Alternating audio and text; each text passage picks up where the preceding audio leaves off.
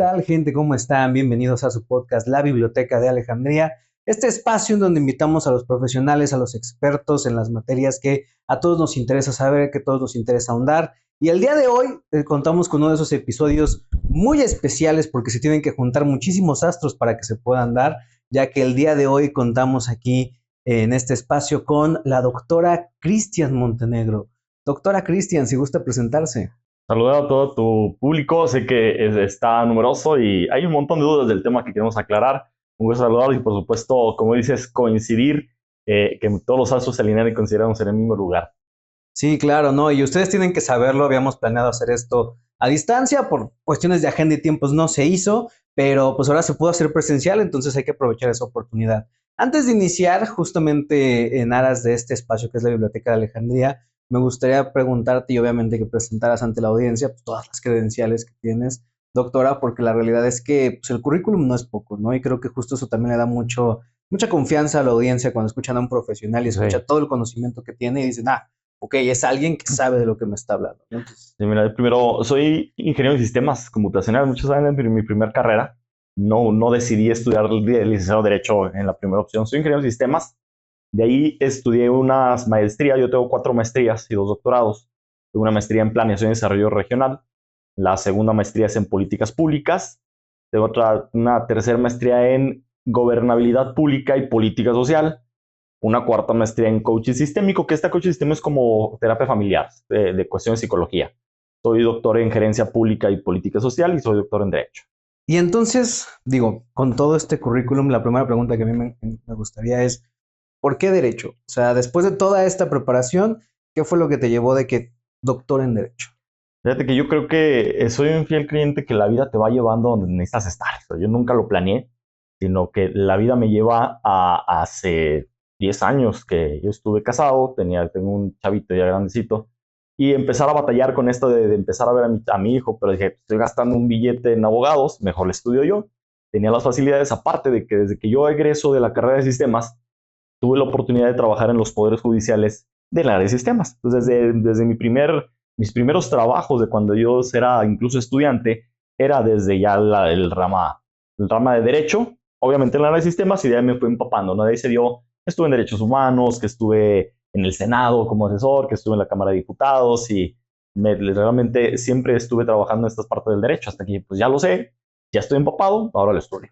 Qué bueno, ¿no? O sea, la verdad es que, como tú dices, esta cuestión de que a veces la propia vida te va llevando a desenvolverte en ciertas carreras por cuestiones de la vida, y creo que muchos papás particularmente van a empatizar con eso, porque yo conozco muchos que ahora pues, son expertos en derecho, todavía no se titulan, nunca han estudiado una carrera, pero precisamente por estar enfrentando constantemente todo el sistema, pues ya saben todo lo habido y por haber, ¿no?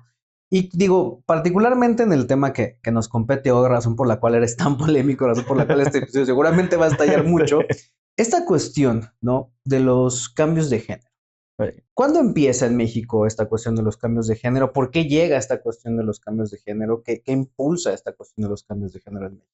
Fíjate, yo creo que sí va a estallar en redes sociales porque hay muchas cosas que no están políticamente correctas. Yo siempre he hablado por lo políticamente incorrecto, ¿no? Se legisla en 2008, fíjate, ¿cuánto va a ser ya? 15 años, en la Ciudad de México, pero de 2008 a 2023 no se conocía mucho la ley. Obviamente inicia por una oleada mundial de la Agenda 2030, que desde aquellos entonces hacía. Y esto lo digo, ¿por qué? Porque luego muchos colectivos radicales LGBT dicen la lucha que hemos hecho y gracias a nosotros. No es cierto, es una lucha que viene mundial, que nada más se cuelga una banderita y dice nosotros hicimos esto, pero es una oleada. A partir de 2008 se legisla, de 2008 a 2023, en la Ciudad de México es la urbe más grande donde hay más personas, solamente 500 personas habían solicitado su cambio. Okay. 500 personas, y de esas 498 eran de hombre a mujer, y luego 2 de mujer a hombre. O sea, entonces, una ley que realmente cuando es una ley que nos sirve en una orbe donde hay millones de personas, que nada más 500 personas lo utilicen, pues algo está pasando, ¿no? Claro. Se empieza a hacer el estudio, obviamente, después del año 2015, que inicia el auge de que todos los cargos eran para mujeres. Ibas en cargos federales en el INEGI, cargo del INEGI, tal, porque fue el primero que yo lo vi, que tantas mujeres se aceptan, y tantas mujeres aquí, tantas mujeres acá, y dices, pues, y los hombres en dónde están quedando, ¿no? Entonces, inicia justamente desde ahí la discriminación que se vivían no solamente los hombres, sino la comunidad LGBT. Incluso la comunidad decía, yo quiero acceder a un cargo y no puedo porque aunque se identificaban como homosexuales o como lesbianas, no podían porque era exclusivamente para mujeres. Desde ahí inicia este cambio de género, ¿no? Y digo, creo que esto que mencionas es muy interesante porque por un lado, la realidad es que todo se va hacia la misma discusión, ¿no? Esta cuestión de las políticas de cuotas, ¿no? Propiamente. Porque en el momento en el que se empiezan a instaurar las políticas de cuotas, pues bueno, México es un país con una diversidad cultural, con una diversidad étnica, con una diversidad, pues también, ¿no? De orientaciones y de identidades y de lo que sea. Y que pues entonces, si estás legislando una cuota para uno, pues tienes que legislar una cuota para todos, ¿no? Un poco la lógica que trataron de generar en Canadá no les funcionó y México evidentemente por toda la pluralidad que hay, o sea, por ejemplo, si nos fuéramos solamente a la cantidad de pueblos indígenas que hay, pues no nos alcanzan los puestos en los congresos para poderle dar un espacio, una representación proporcional a todos, ¿no? Por cuotas, ¿no? Entonces, pues creo yo que esta cuestión que mencionas de que de un inicio empiezan estas políticas de cuotas, políticas excluyentes, políticas que privilegian a unos y perjudican a otros por contraste, pues empiezan también a avivar un poquito esta discusión, ¿no? Y entonces creo que también lleva un poco hacia lo que han estado diciendo muchas personas de más para acá, particularmente este último proceso electoral con estas leyes, de no, es que le están tratando de dar la vuelta, es que ahora están jugando en contra, porque hay gente que se está identificando como algo que no es y entonces está haciendo cosas. Y entonces viene la pregunta, ¿no? ¿Cómo podemos distinguir entre alguien que supuestamente sí es y alguien que no es, ¿no? Y entonces ahí vienen las definiciones y me gustaría preguntarte, doctora, para ti, ¿cuál es la definición de mujer? Ahí como dices, ¿cómo se puede distinguir? No se puede distinguir. Y de hecho, ante las autoridades, entre personas, ciudadanos nomás, pues podemos identificar evidentemente por, como dicen, la evidencia empírica y visual, ¿no? Sin embargo, como autoridad ya no pueden tratarte tal cual. Te tienen que tratar como sus propias definiciones y ante la Secretaría de Gobernación, que es el que regulan todas las definiciones, está escrito. Y en la Secretaría de Gobernación lo dice. La Secretaría de Gobernación dice que la mujer esa que es toda la persona que se ha sentido excluida o discriminada en algún momento de su vida por razones legales. Esa es la definición de mujer. Entonces, ahora sí yo le pregunto aquí a toda la gente, ¿quién no se ha sentido discriminado y relegado en razones legales por el gobierno mexicano? Todos. Entonces, si esa es la definición de mujer, bueno, soy mujer. No, y un poco abonando también a esta definición apenas a una política muy importante de España, Irene Montero, seguramente lo ubicarás, también hizo una definición de mujer que era algo así como de persona oprimida, vulnerabilidad y demás, ¿no? Y la pregunta es la misma, o sea, ¿quién no se ha sentido vulnerable? ¿Quién no está en una situación de desigualdad relativa frente a un otro, ¿no? O sea, porque, por ejemplo, ¿no? Yo mismo a lo mejor por mi tono de piel o a lo mejor en relación con una persona específica puedo decir, bueno, en relación con esa persona yo estoy en una situación de vulnerabilidad o de desigualdad y entonces, pues con base en la definición que nos dio Irene Montero, también soy mujer, ¿no? Y a lo mejor dentro de esa propia definición ella no es mujer, ¿no? Porque a lo mejor ella con respecto de mí no está en una situación de desigualdad, entonces, pues ahí es en donde se empieza como a desdibujar estas definiciones, ¿no? Y ahí la pregunta que me gustaría hacerte, digo, más allá de lo legal y de lo moral, es, o sea, ¿hasta qué punto tú crees que este tipo de definiciones tan líquidas son benéficas o no son benéficas? O sea, ¿realmente es algo bueno o algo malo o algo eficiente tener una definición así de amplia de lo que es un término que ya vimos que tiene sus consecuencias jurídicas palpables? No, definitivamente estamos llegando, y el ejemplo de España es el principal ejemplo de la descomposición social, el cómo vas y la riegas en un país. Y obviamente se está copiando en México. Pero definitivamente está tan mal hecho esto y cuando inicio a esta promoción en todo el país del cambio de género, una de las principales razones es esta, es evidenciar lo mal que están hechas las leyes y a dónde nos va a llevar a la destrucción de la sociedad. Y donde la cereza del pastel, ya más a ratito ahondaré eso, son los niños. Esa es la cereza del pastel de todas estas ideologías. Pero está tan mal realizado un esquema tan amplio haciendo de lado la ciencia que pues ahora tenemos todas estas broncas legales que ya lo están viendo en España y hablamos de España como si fuera lejano, pues realmente está pasando en México, ¿eh? Y en México todas estas políticas de discriminación ya está viviendo. No, y además también me parece que la propia Irene Montero está buscando hueso por acá, en días recientes ha salido como la noticia, pero que justo tocaste un tema central dentro de toda esta discusión del ser o no ser mujer, porque a final de cuentas, y también voy a meter otro tema que una compañera creadora de contenido que se llama Adi Krag volvió relevante en estos días, es el tema de las terapias de ecosig, ¿no? Donde también hicieron una legislación sumamente ambigua, sumamente amplia, en donde cualquier cosa puede entrar dentro de esta cuestión del ecosig, pero que justo aterrizándolo a estas cuestiones específicas y un poco basándome en la definición que dan de este tipo de terapias o este tipo de torturas, que queda como cualquier servicio que obstaculice, ta. Por ejemplo, en México, esta cuestión de los cambios de género. Tengo entendido que hay algunos estados de la República en donde todavía se hace por juicio, es decir, tienes tú que demandar para que se reconozca tu cambio y tienes que aportar ciertas pruebas. Este proceso no entraría de cierta manera dentro de la propia definición ya penalizada del ecosig, es decir, no el hecho de que te obliguen a demandar al Estado para el reconocimiento de tu identidad es una forma de obstaculizarte, digo, pregunto yo. Sí, totalmente. De hecho, hasta la Suprema Corte ya lo dijo, que cuando a alguien o una autoridad te pide alguna prueba mínima, está incluso en una violación de derechos humanos.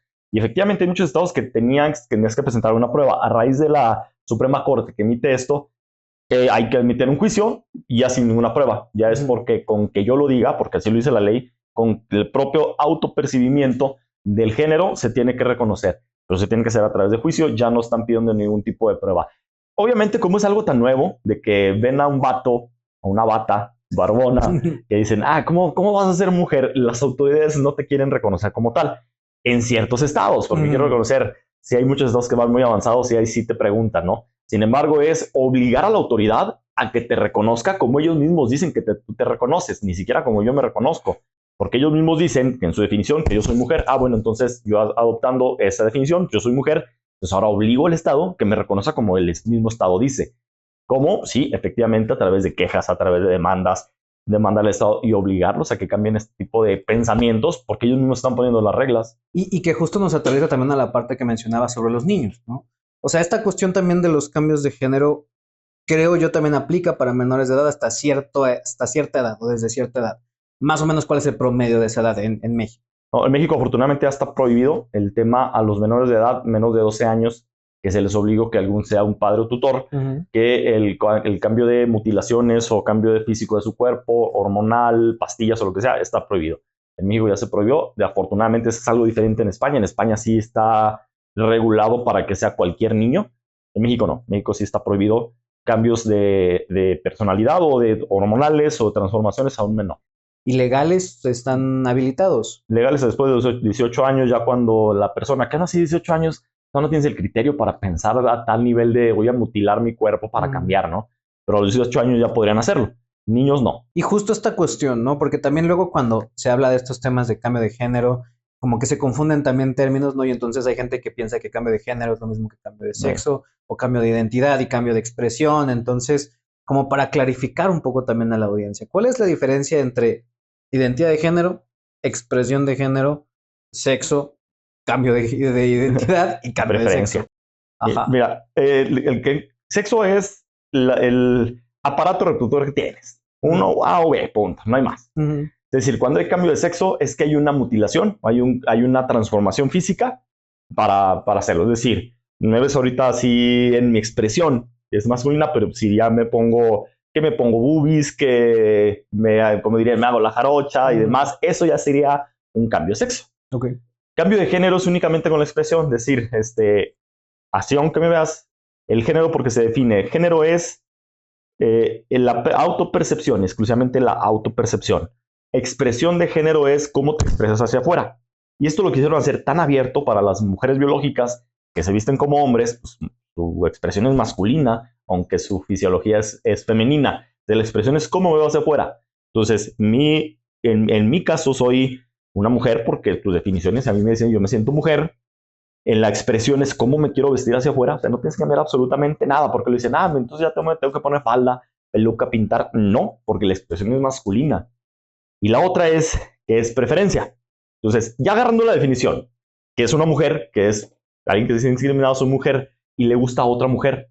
Entonces, es de esa definición que es una lesbiana. Entonces, en mi caso, soy una mujer lesbiana porque me gustan las mujeres. Con expresión. Con expresión masculina. Sí, no, porque además esta cuestión de la expresión que está completamente, o bueno, la han desligado de la identidad precisamente para habilitar a mujeres que, sin reconocerse a sí mismas como hombres, pues deciden vestirse más masculinas, Así ¿no? es. Y también esto también genera muchos problemas o preguntas porque, pues creo yo, estos argumentos de es que la ropa no tiene género y que no sé qué, y pues a final de cuentas estás utilizando la ropa para expresar un género y caemos como en estas redundancias dentro del propio sistema de creencias que ellos mismos están proponiendo, ¿no?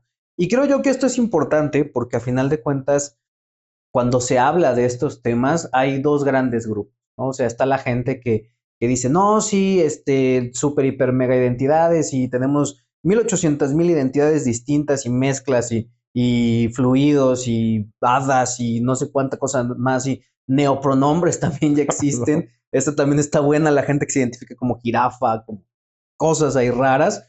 Y luego tenemos el otro grupo de gente que entiende esto, o sea, entiende que hay mujeres que deciden identificarse como hombres, hay hombres que deciden identificarse como mujeres, pero que también dicen, güey, ahí tenemos que tener un límite, ¿no? O sea, tiene que haber un límite porque no podemos habilitar que cualquier persona se identifique de cualquier manera, bajo cualquier pretexto, porque entonces supuestamente también se habilitan pues, ciertos vacíos, ciertas lagunas, ciertas trampas, ¿no? Por así decirlo, que también evidencian otras cosas del sistema.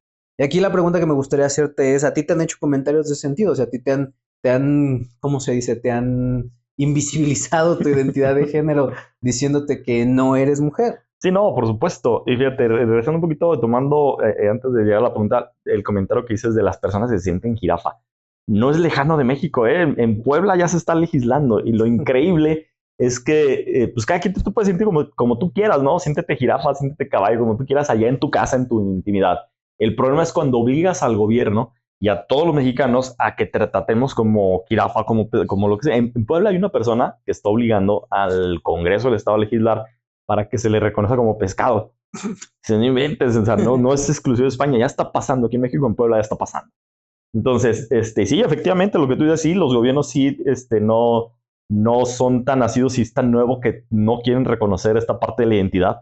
Y te platicé hace rato, yo traté de tramitar mi licencia de manejar, donde yo le dije, quiero que salga mujer porque yo me siento mujer. Incluso y luego me decían, no, es que no puedes, pues yo te veo como un hombre. Y es más, demuéstrame que eres mujer. O sea, ya de ellas caen en esta parte de la discriminación y en las violaciones de derechos, ¿no? Y obviamente lo que digo es obligar al Estado, en este caso a cualquier autoridad, en este caso al municipal, bueno, no es cierto, estatal, porque las licencias son estatales, al Estado, ¿para qué? Pues para que te reconozca como tal. Y digo, tú mismo estás poniendo las reglas, pues tú reconóceme como tú dijiste, ¿no? ¿Cómo se tiene que hacer? A través de quejas. ¿Y por qué luego mucha gente dice, ¿y cómo le hago? ¿Y cómo le hago? ¿Y cómo hago esto? Ya una vez que tú te reconozcas, los caminos es o las vías de demandas o hay que hacer chambear a las comisiones de derechos humanos.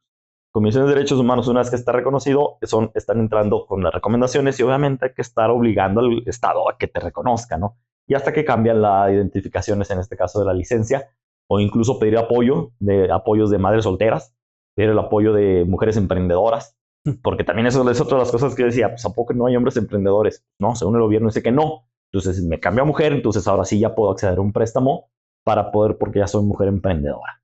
Claro, no, y además esta cuestión de fondo del decir, a ver, demuéstramelo, ¿no? Y regresamos a la cuestión de las definiciones, o sea, pero demuestro con base en qué definición. Porque la definición que tu gobierno me estás dando me sirve y me sobra para yo poderlo demostrar, porque solamente es la autopercepción, Así es. ¿no? Y en el momento en el que alguien, y creo yo o sea, correctamente dice, no podemos dejarlo en el ámbito de la autopercepción, tenemos que tener algún hecho de pruebas, es decir, tiene que haber a lo mejor algún tratamiento psicológico previo, una serie de terapias que te han ido llevando en este camino que te hace reafirmar y decir, güey, pues sí soy, cabrón. O sea, desde que tenía 4 años yo no me sentía como un niño, y luego llegué a los 12 tampoco, llegué a los 18 tampoco, llegué a los 23 tampoco, y desde los 17, 18 años llevo yendo a terapia. Ok, ¿no? O sea, creo que eso es un proceso pues que ya tiene cierta evidencia, vas acompañado de un especialista, ya hay toda una carga de evidencia que te sostiene, pero el hecho de que ellos, y digo ellos en el sentido de las personas que promueven esta narrativa de la autopercepción, crean que esto es discriminatorio, crean que esto es algo negativo, pues también les juega en contra, ¿no? Porque entonces, y pasa gente que, por ejemplo, en España, Roma Gallardo, en muchas otras partes, que dicen, a ver, vamos a jugar con las reglas, vamos a ver hasta dónde las podemos estirar, y están haciendo muchísimas cosas que a toda esta gente que en un inicio apoyaba esta conversación, de pronto ya no les parece, ¿no? Y entonces ahí la pregunta que me gustaría hacerte es, o sea, ¿hasta qué punto crees que deberíamos de ceñirnos únicamente al hecho de prueba? ¿Hasta qué punto la autopercepción es válida? O sea, tendríamos que llegar a un equilibrio, tendríamos que desechar una y quedarnos con la otra exclusivamente. O sea, ¿cómo debería de ser eso? Mira, yo estoy totalmente en contra y me abro totalmente en contra, remarcado a la autopercepción. Efectivamente, es aprender a usar las reglas, pero estoy en contra de eso. Sí debería existir todo este tipo de cuestiones para las personas que sí se sienten y que hacen toda una transformación. Una vez tuve una plática con una chica de Veracruz, y digo chica porque tuvo un proceso, ella platica de 4 años en procesos legales, tomando hormonas, se hace operaciones y es una mujer. Entonces, para este tipo de personas que, como bien lo comentas, de que desde pequeños se sienten así, ya cumplen su mayoría de edad y a sus 20 años inician el proceso de transformación, pues qué fregón, ¿no? Existe, que se haga. Sin embargo, sí no puede ser delimitado exclusivamente al tema de autoobsesión porque es bien peligroso. ¿Y por qué digo es bien peligroso? Porque entonces imagínate, muchos me preguntan que es algo que no lo voy a hacer porque la labor no es llegar al grado de meterte a los baños de mujeres, sino es evidenciar que una ley está mal, evidenciar que este sistema de autocreencias está mal. Pero ¿qué pasa con las personas que sí? Porque sí pasa, ¿eh? Me pasó una vez, está en Monterrey, en el cine se mete una niña de 8 años al baño y se meten 2 personas trans, personas disfrazados, hombres, como físicamente tu servidora, pero disfrazados como mujer y se meten al baño de mujeres. El papá en ese momento también ya había hecho su cambio de género, expresión masculina, se mete con la niña y dice, yo tengo que proteger a mi hija. Y efectivamente dice, y literalmente decía, los cuates estaban en el baño de pie, orinando, hasta sacar el fierro y la niña ahí a un lado. O sea, es tan peligroso a ese nivel. Porque digo, la cereza del pastel va a los niños. Llega el policía y lo quieren sacar a ella, en ese caso a mi amiga, y a mi comadre. Y entonces dice, a ver, yo sí soy mujer. Enseña su credencial como mujer y dice, pregúntale a ellos. Y no tenían su registro. Dice, yo soy más mujer que ellos. A ese nivel de peligro estamos llegando. Porque pues yo me autopercibo mujer y hago todos mis cambios. ¿Y a qué peligro va? A que te metas a los baños de mujeres. Es decir, este tipo de leyes tan ultra progresistas ha venido a perjudicar incluso a las propias mujeres y las pone en peligro. No, y creo que justo el punto no es, o sea, mucha gente cuando escucha esto dice, no, es que estás estigmatizando que la gente trans es, no, a ver, no estamos hablando de la gente trans, estamos hablando de personas heterosexuales que se están aprovechando de estos vacíos para hacer cosas y obtener hasta cierto punto una impunidad, ¿no? O un área gris para jugar y hacer este tipo de acontecimientos. Esto no es sobre las personas trans, no es de decir, es que las personas trans son así, porque entendemos que no es una cuestión de personas trans, es una cuestión de que la ley está mal hecha y la ley es la que está habilitando que personas con malas intenciones la aprovechen de una manera perniciosa para otra gente, ¿no? Y que justamente también me lleva a este punto, ¿no? Con respecto de estas áreas grises, ¿no? Porque también se habla mucho de estas áreas grises, particularmente, por ejemplo, en las cuestiones de las cuotas, como lo hablábamos hace rato, pasó en las elecciones pasadas, de que diputados pues, se cambiaron de género para poder entrar por el principio de cuotas de género de los partidos. Y me parece, creo que en Michoacán, creo que ocho señoritas ganaron de manera justa, la gente votó por ellas, sus diputaciones, ¿no? O sea, en Michoacán pasó, en Oaxaca creo que también ha pasado. Y entonces, pues salen las mismas personas que impulsaron estas leyes a decir, no, es que ellos están haciendo trampa. A ver, demuéstralo. O sea, real, demuéstralo, ¿no? Y creo que ese es el problema, ¿no? Que cuando caemos completamente en el grado de la autopercepción, pues no le puedes pedir una prueba a nadie, ¿no? O sea, absolutamente a nadie. Y decir este tipo de cosas, pues termina siendo transfóbico, ¿no? Es correcto. Y de hecho, incluso pues, pasó en Michoacán, 8, como comentas, son para alcaldesas, ya son presidentas municipales, uno en Oaxaca, uno en San Luis Potosí, ya sucedió. Y efectivamente, no puedes pedir una prueba, pero fíjate, yo sí lo puedo decir, las personas que quieren impulsar esto a través de las cuotas de los LGBT, porque una cosa es la cuota de la mujer que ya tiene que estar en la política, pero ahora ya piden la cuota LGBT para también los que se acceden a la política, ¿no? Entonces, aquí también abiertamente yo estoy en contra, porque digo, entonces, si a mí me gusta tener relaciones con un sexo o con otro, ya por eso dame un espacio de diputado. dame un espacio de regidor. Pues sí, ya los estamos obligando. Ah, bueno, entonces hay que jugar con las reglas, ¿no? Ya me estás quitando a mí que tengo capacidades, a estas 8 candidatas que tienen capacidades y que lo demostraron porque ganaron las urnas, me quieres quitar el espacio, entonces juego con tus mismas reglas. Entonces, esto también realmente el tema de dejar tan abierto como percepción, tácitamente es porque querían lana. O sea, quiero mi acceso de que ya no la pude hacer como por capacidad, entonces me toca por cuota, pues ya voy a ser diputado, ya voy a ser candidato, voy a ser regidor. ¿Por qué? Pues porque me digo de la comunidad y hay muchos que ni siquiera lo son. Te puedo platicar en estados de Zacatecas, Chihuahua y Durango. Entraron para diputados, una persona de la comunidad LGBT que ni siquiera era, pero le tocaba la cuota y capacidad no tiene capacidad, pero ya le tocó. Y ahí está. Claro. Entonces, ese tipo de cuestiones es peligrosa. ¿Por qué? Porque las personas que realmente están capacitadas no les están dejando espacio, entonces ¿qué tienen que hacer? Jugar con las reglas y ya está pasando. No, y además las propias mujeres ya también están peleando esta situación, ¿no? Porque las propias mujeres que han peleado durante mucho tiempo, creo yo, de manera correcta, al tener espacios de representación, la oportunidad de pelearlos de manera justa, pues hoy en día también se están viendo rebasadas por estas leyes de cuotas, ¿no? O sea, primero nos tocó a nosotros los hombres, ¿no? Esta cuestión de las cuotas de género con las mujeres, y ahora a las mujeres les está costando las cuotas de género para con los LGBT, ¿no? Y entonces ahora de pronto estas leyes de cuotas ya son injustas, ya no se vale, ya están, ¿cómo es? Invisibilizando los espacios de las mujeres. Y eso nos regresa también a esta cuestión de que se ponen en peligro, por ejemplo, en los espacios deportivos, ¿no? Las cuestiones que tienen que ver con boxeo, con lucha, con pesas, con cualquier deporte de alto rendimiento en donde atletas trans entran y compiten con mujeres, la gran mayoría de los casos las destrozan, ¿no? Y cuando hablamos ya de deportes de contacto como boxeo, MMA, etcétera, pues es potencialmente riesgoso para ellas ponerse a competir del tú a tú pues, con una mujer trans, ¿no? Por todas estas cuestiones. Y entonces aquí este problema, ¿no?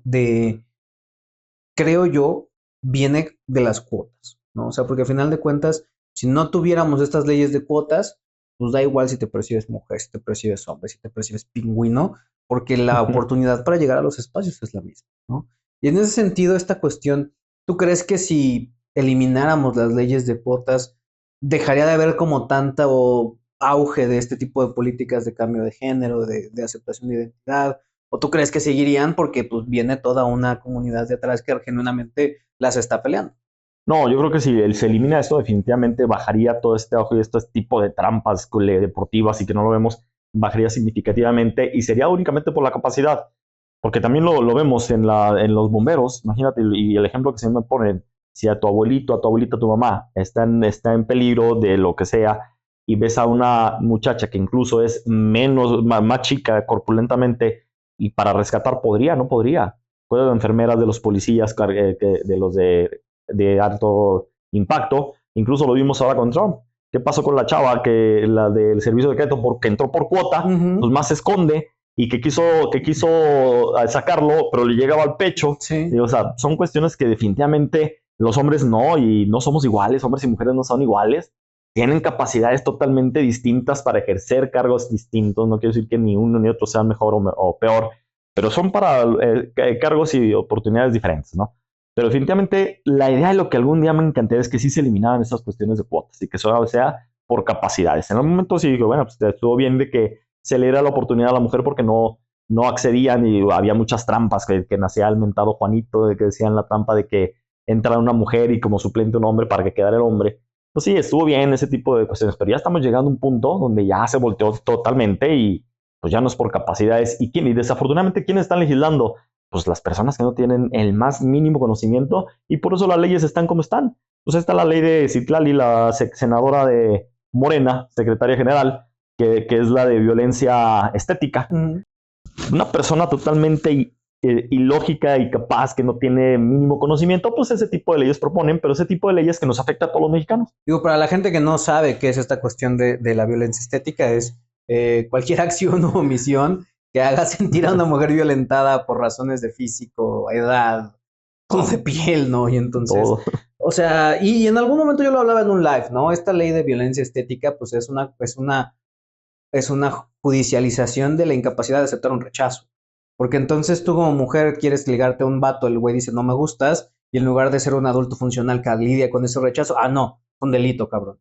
Y entonces vas con multa o vas con cárcel o vas con lo que sea, ¿no? Y que también se aterriza a esta cuestión, ¿no? Porque a final de cuentas, todas estas políticas de género, ¿no? Todas estas políticas de cuotas, todas estas cuestiones de violencia, cuando pasan el filtro LGBT, pues se exacerban todavía más, ¿no? Por ejemplo, tenemos ahora el caso del reconocimiento del transfeminicidio en la Ciudad de México, ¿no? Es decir, ya no solamente está el feminicidio, sino también está el transfeminicidio. Hay muchas voces a favor de esto porque dicen, pues es que necesitamos darle un reconocimiento a este tipo de delitos de odio para tener políticas especializadas, Hay gente que está en contra que dice, güey, a ver, ya teníamos homicidio, ahora ya es feminicidio, ahora es transfeminicidio, ¿no? Y entonces realmente, ¿para qué queremos tanta categorización, no? Tanta categoría cuando si tuviéramos una categoría original, recursos suficientes en las fiscalías y realmente se llevaran a cabo las diligencias, pues podríamos resolverlos desde el homicidio y le pones los agravantes que tú quieras, ¿no? Pero, por ejemplo, esta cuestión, ¿no? De que de fondo son cuotas, que de fondo es dinero, ¿tú hacia dónde crees que va a ir todo esto? O sea, por ejemplo, para las mujeres ya vimos que hicieron fiscalías especializadas de la mujer, ahora quieren hacer fiscalías de violencia vicaria, o sea, pura fiscalía especializada, puro órgano autónomo, puro instituto específico. O sea, ¿tú crees que esta cuestión LGBT va para allá? O sea, para hacer más grande el Estado y que tengamos, además de fiscalía, fiscalía de la mujer, fiscalía LGBT, o cómo ves tú que va? Sí, no, definitivamente lo que se quiere es la criminalización hacia el hombre. Sí lo estoy visualizando que se quiere hacer de esta manera. ¿Por qué lo comento así? Y vuelvo a lo mismo. Y a la única que va a afectar es a la mujer. Vamos a ponerlo en términos reales, en términos tácitos jurídicos. Fíjate, en materia penal, vamos a materia penal y materia familiar. Materia penal, como comentaba en el transfeminicidio. Transfeminicidio en términos de costo, cuando una mujer mata a un hombre, le cuesta 16 años de prisión. Cuando un hombre mata a una mujer, le cuesta 40 años de prisión. Cuando un hombre o mujer mata a un trans, le va a costar 70 años de prisión.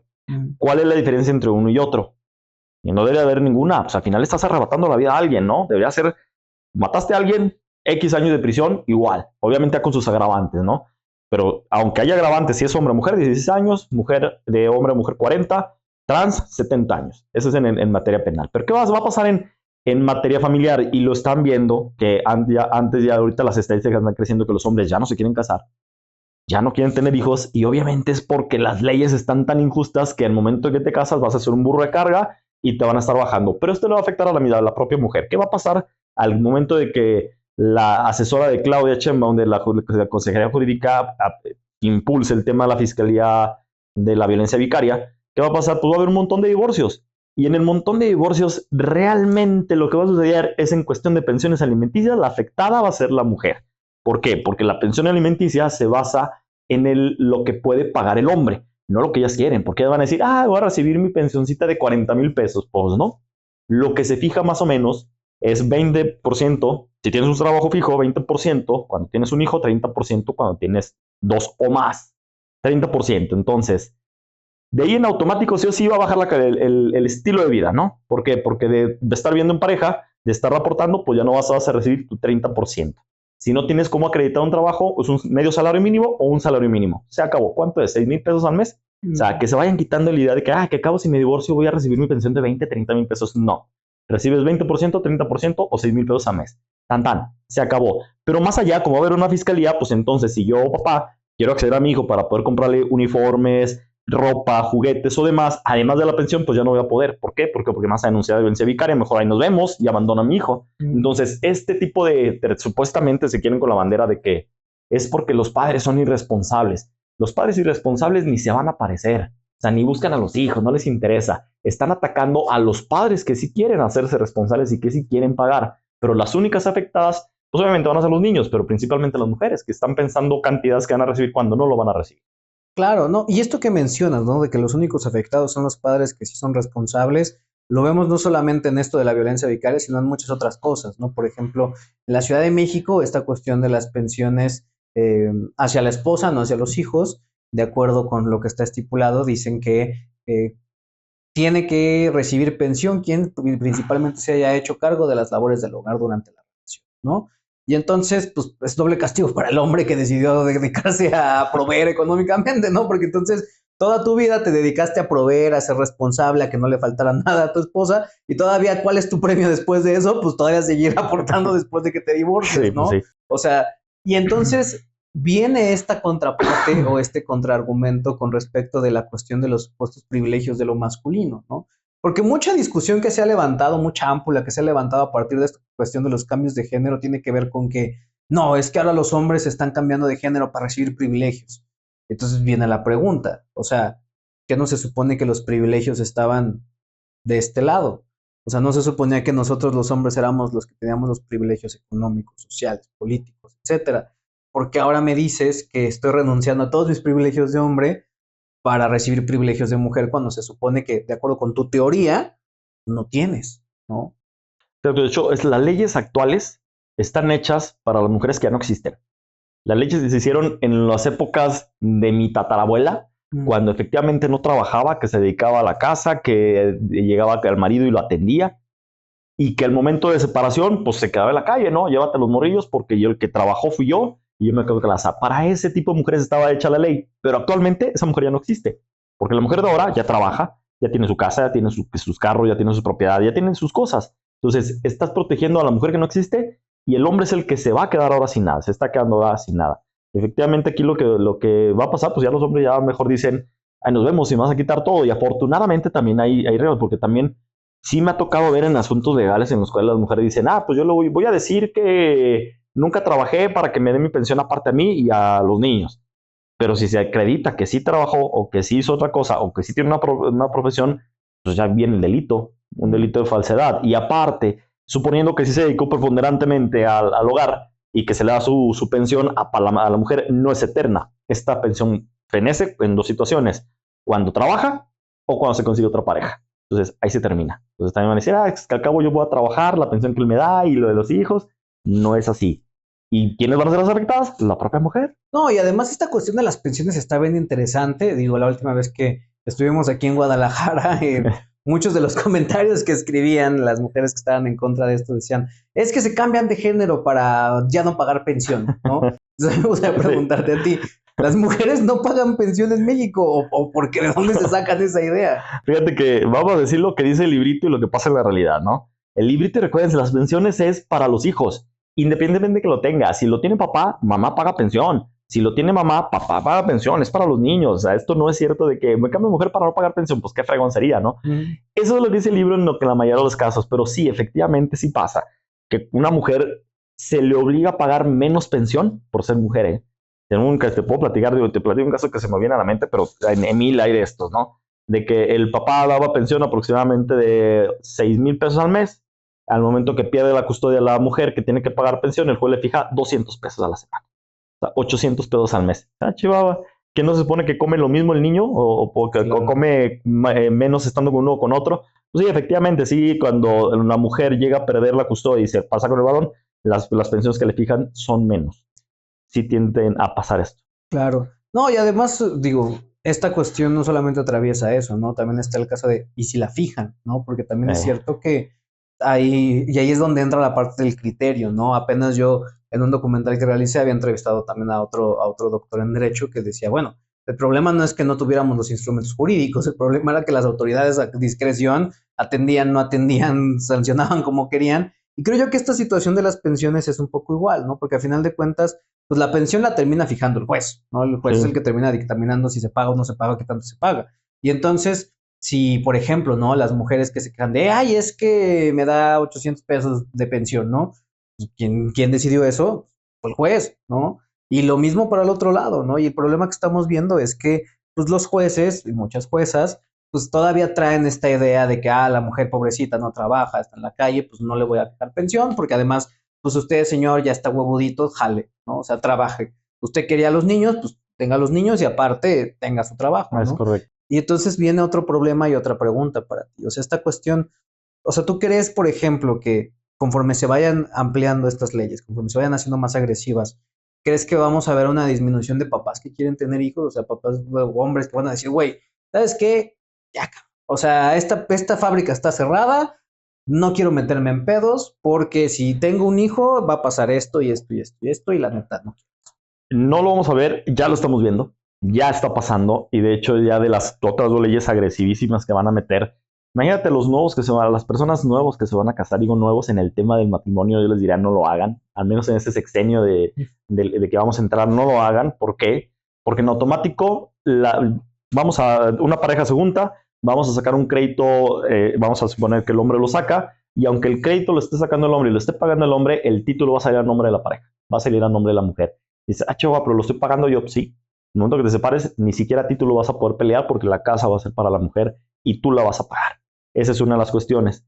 Si sacan crédito mancomunado, igual el título va para la mujer, no para el hombre. Esa es una de las cuestiones bien peligrosas que se viene. Ahora, pero también viene la ley que de hecho, tú lo comentaste en uno de tus posts que vi, en el tema de la ley de despojo, que es la ley del agresor sale de casa. Pues es otra, se están buscando de cómo a ti, hombre, te quedes en la calle y que sigas trabajando y que tus casas, tu poder que tengas, sea para una mujer. No, y esta cuestión también de la ley de despojo de género es una ley que por ahí salió un batillo de esos que defiende a Morena hasta morir a decirme, no, la estás malinterpretando. Y es, a ver, vámonos a lo que está ya pasando en la Ciudad de México, ¿no? En la Ciudad de México eso ya está operando. Y lo que estamos viendo es eso, ¿no? Y yo entiendo que hay casos en donde, claro, ¿no? O sea, pues casos en Coahuila, casos en Chihuahua, casos en Oaxaca, donde pues claro, estamos hablando de mujeres que viven en condiciones muy precarizadas, muy vulnerables, de muy escasos recursos, y que pues sí, ¿no? La casa está a nombre del marido que la golpea, y para esos casos voy de acuerdo, se tiene que poder acreditar y pues ella tiene que tener un lugar seguro, porque ¿qué era lo que pasaba, no? Ella es la golpeada y todavía encima ella la tienen que sacar de la casa y meterla en un albergue donde se la pasa de la verga, ¿no? Pero esta cuestión, ojo, yo no estoy en contra de que se proteja a las mujeres que están siendo violentadas. Yo estoy en contra de que los mecanismos legales que están haciendo son demasiado agresivos, están pensados para realidades muy específicas y que cuando esas realidades ya no son, porque estamos en otros contextos, terminan siendo completamente lo contrario al espíritu detrás de esa ley, ¿no? Porque entonces ya no son leyes para proteger mujeres, leyes para chingar vatos, ¿no? Así están las leyes. La ley no está para proteger a la mujer, sino para cómo encarcelo al hombre. Y cómo a ti, hombre, te tengo sometido, que no te levantes en contra del gobierno ni digas nada, porque te puedo meter a la cárcel. Para eso están hechas las leyes. No, y esta cuestión que también platicábamos la última vez que nos vimos, ¿no? Las cuestiones de las manifestaciones, de las movilizaciones, pues los gobiernos son mucho más indulgentes con las manifestaciones femeninas que con manifestaciones mixtas o con manifestaciones masculinas, ¿no? O sea, el propio uso de la fuerza por parte del gobierno, los propios privilegios que se dan dentro de las leyes, las propias atenciones que se dan dentro de las fiscalías, que nos aterriza otra vez a la cuestión de las autoridades, ¿no? Y un poco también a tu experiencia, o sea, las autoridades, ¿cómo se están portando con todo este tema que es nuevo? O sea, ya hablaste un poco de, pues hay unos que no te quieren atender, hay otros que te tiran de loco, hay otros que te la arman de a pedo. O sea, pero en términos generales, por ejemplo, lo que tiene que ver con el cambio, lo que tiene que ver con, por ejemplo, denuncias, demandas, procesos jurídicos, porque también dicen eso, ¿no? Dicen, no, es que se cambian de género para matar a alguien y no ir a la cárcel, ¿no? O sea, entonces la pregunta es, ¿las mujeres no van a la cárcel Exacto. por asesinato o cómo está el pedo? Eso es lo que muchos dicen, es que quieren evadir porque son golpeadores y ya no quieren enfrentarse a la justicia. Digo, bueno, entonces por ser mujer tengo el permiso de golpear a alguien. Pues no, efectivamente no. Los procesos penales se continúan. Yo lo he dicho, se debería de juzgar a como estuviste en el momento. Si en el momento que se cometió el supuesto hecho eras hombre, pues se juzga como hombre como se hizo en el momento. Pero debes tener un tratamiento de mujer al momento que te cambias como mujer. Pero efectivamente, como dices, no, hay estados en donde sí van avanzados, donde sí ha habido beneficios a las personas que se han cambiado. Y muchos de los beneficios es en lo que yo he visto son padres que eran obstruidos por ver a sus hijos, incluso en los centros de convivencia que los trataban de la fregada nomás porque llegas y en automático te mandan un second family y eres el culpable. No sé qué hiciste, pero eres culpable y por algo llegaste aquí y te voy a tratar de la fregada. Pero al momento que se enteran que son mujeres, el trato cambia.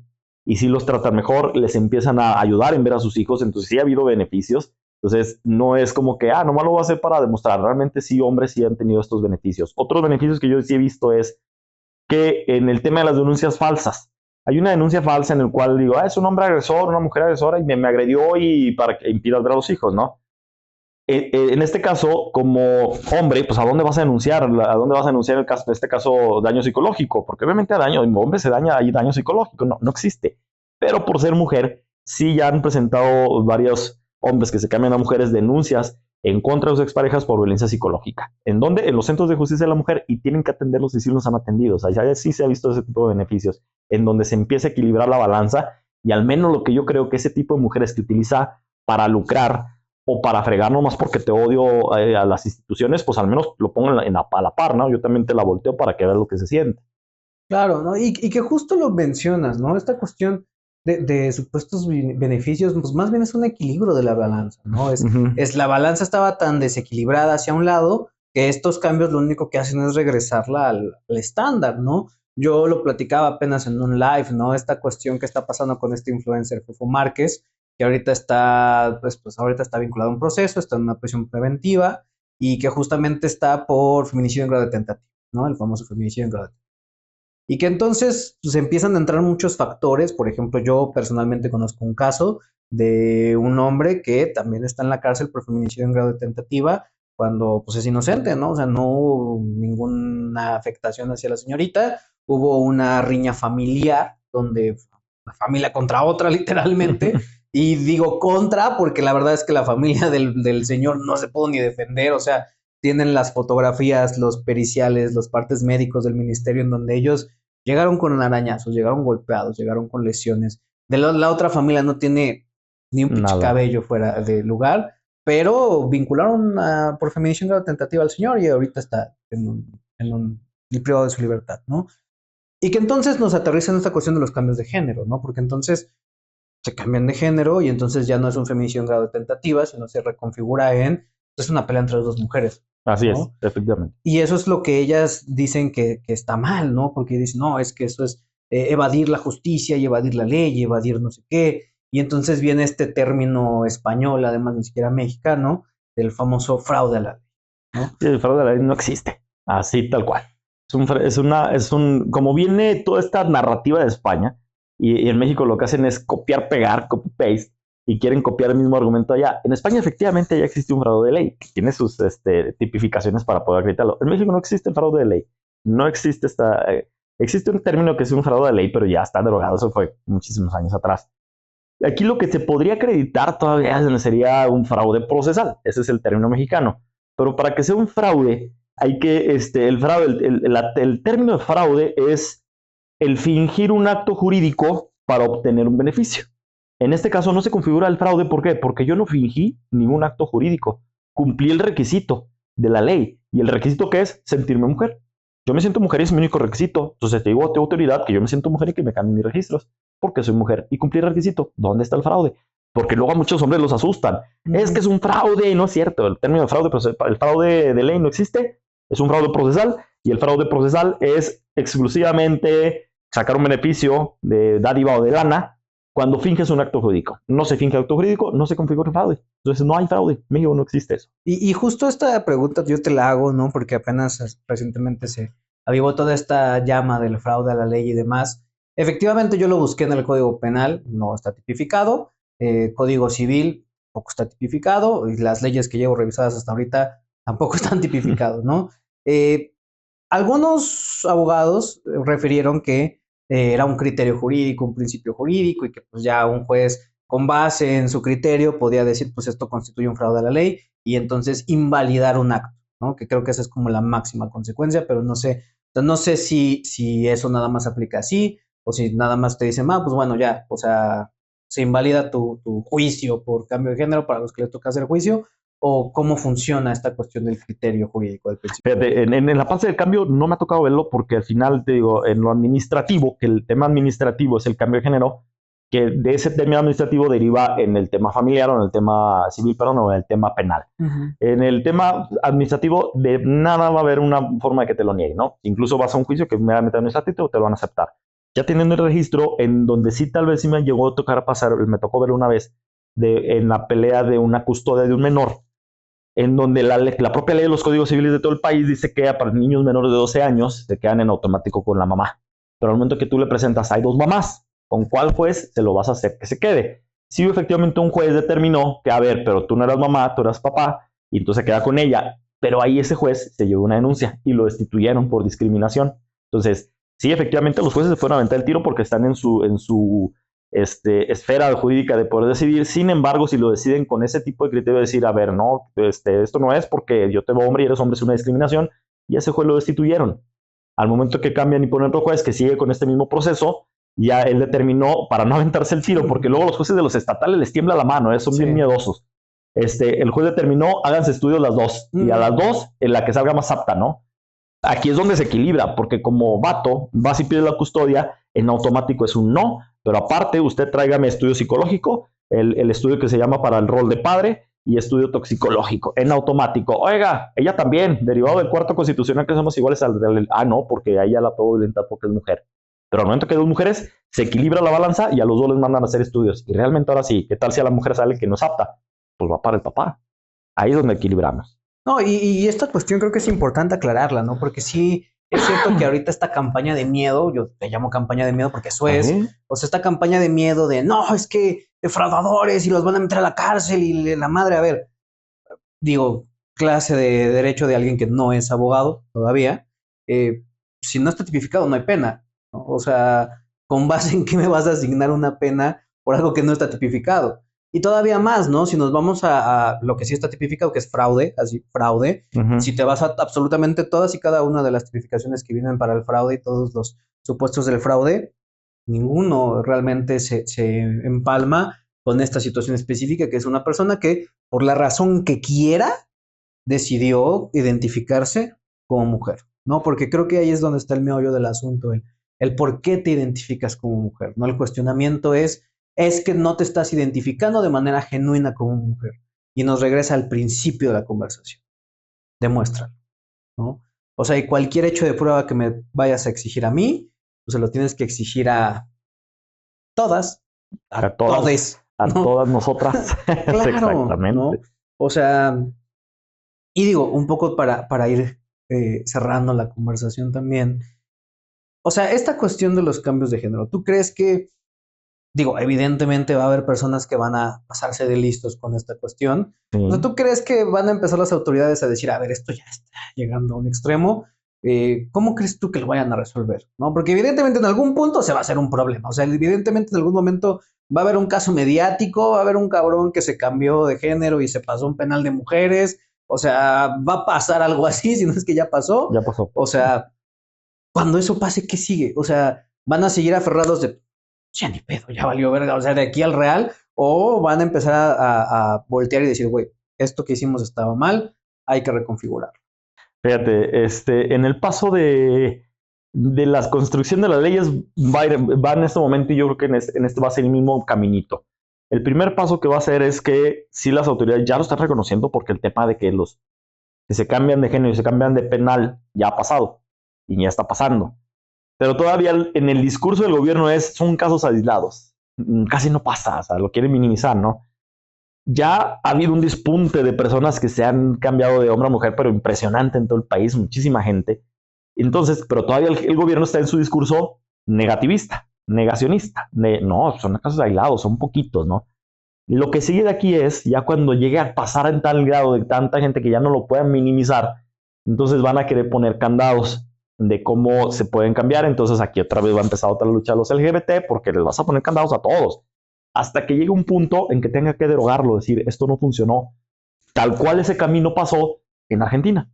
En Argentina llegó al grado que velos en donde se hundieron al grado tal que dijeron, se acaba todo este tema de las políticas de igualdad. En Estados Unidos está pasando también, ya que se derogan muchas cosas de ese tema, pero eso va a tener que pasar en México. Pero sí, en estos 6 años, yo veo que esto va a empezar a crecer en estos 6 años, que pueda pasar hasta el término del sexenio. Okay. Y justo, ¿no? Ahora que vienen todas estas nuevas políticas también de género, el nuevo Sistema Nacional de Cuidados, el programa de madres no sé qué, de mujeres quién sabe qué, de lo que sea que tenga la palabra mujeres, ¿no?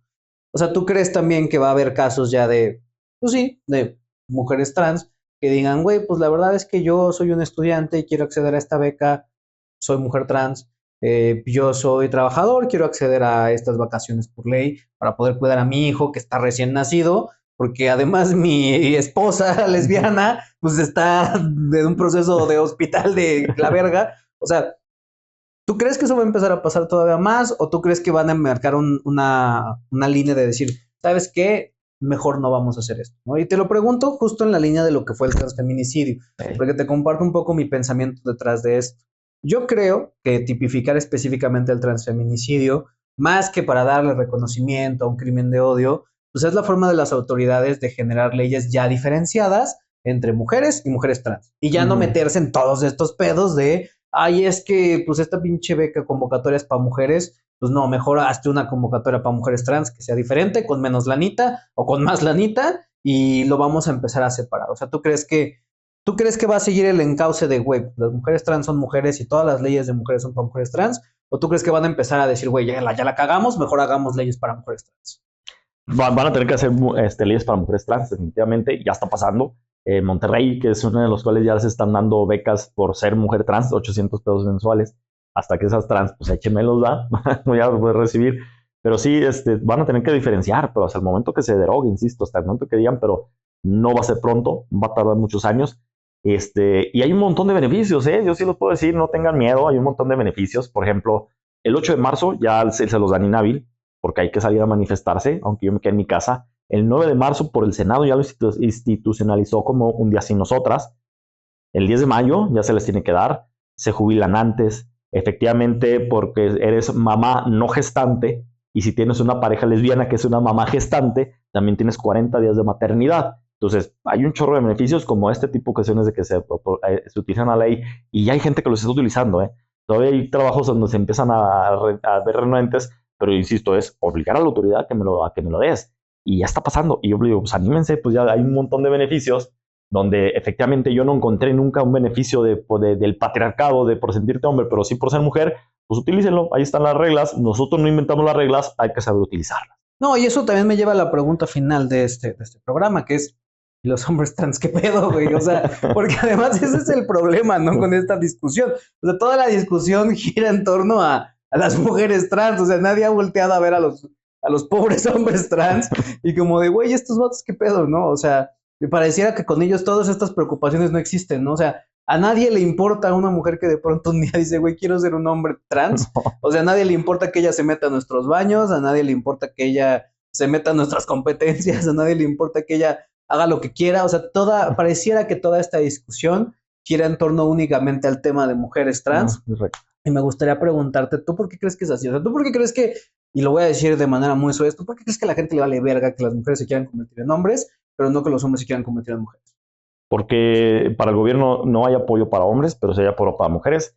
Porque el gobierno ni lo saben, o sea, realmente se quieren hacer ciegos como este tipo de beneficios los tienen las mujeres, pero no los hombres. Entonces, al momento que una mujer se viene a transición a hombre, pues es un problema menos para el gobierno.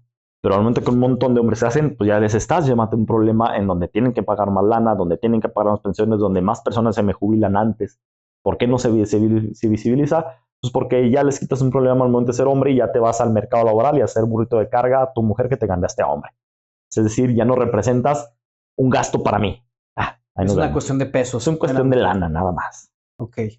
Pues bueno, mi estimada doctora, muchísimas gracias por participar en este episodio. Muchísimas gracias a toda la gente que se conectó para escucharnos el día de hoy. Espero que la información que escucharon les sirva, les funcione, les aclare dudas, porque si estabas pensando si eras o no eras mujer, le estabas meditando de manera muy sesuda, pues ojalá esta pequeña cápsula informativa te ayude a tomar una decisión, ¿no? Porque al final de cuentas, y la propia ley lo marca, pues no te pueden cuestionar en tu autopercepción, es decir, nadie te puede cuestionar en cómo te percibes y nadie te tiene por qué increpar en los motivos que tú tengas para identificarte como tú quieras, ¿no? La ley lo establece. Persona que te quiera cuestionar, increpar, invisibilizar, invalidar o lo que sea, te está discriminando, está incurriendo en un delito. Y más aún ahora con esta cuestión de los ECOSIG, incluso el negarte el propio trámite ya puede corresponder o ya puede llevar a sanciones penales para aquella persona que te lo está haciendo demasiado complicado, ¿no? Pero bueno, mi estimada doctora, ¿algún mensaje final que quiera darles a la audiencia? Bueno, el último mensaje es también que no tengan miedo con esta parte del qué va a pasar si luego me preguntan mucho, ¿y si me quiero regresar qué? La ley lo marca que, según la ley, dice que cada 6 meses te puedes cambiar, pero en la práctica hemos visto que cada 15 días te puedes cambiar. Entonces, la realidad es aunque sea por la experiencia, que veas cómo es el cambio, cámbiate y si no quieres, te vuelves a cambiar a los 15 días. Así de lo que está esta ley. Pues adelante, ya lo escucharon, prueben la vida del otro lado y si les gusta, quédense. sino regrésense a los beneficios del patriarcado, que lo sigo buscando todavía, pero pues bueno, muchas gracias, doctora. No, gracias y saludos a toda tu audiencia. Pues bueno, gente, nos estamos viendo en la siguiente edición de este podcast de Biblioteca de Alejandría. Cuídense. Hasta luego.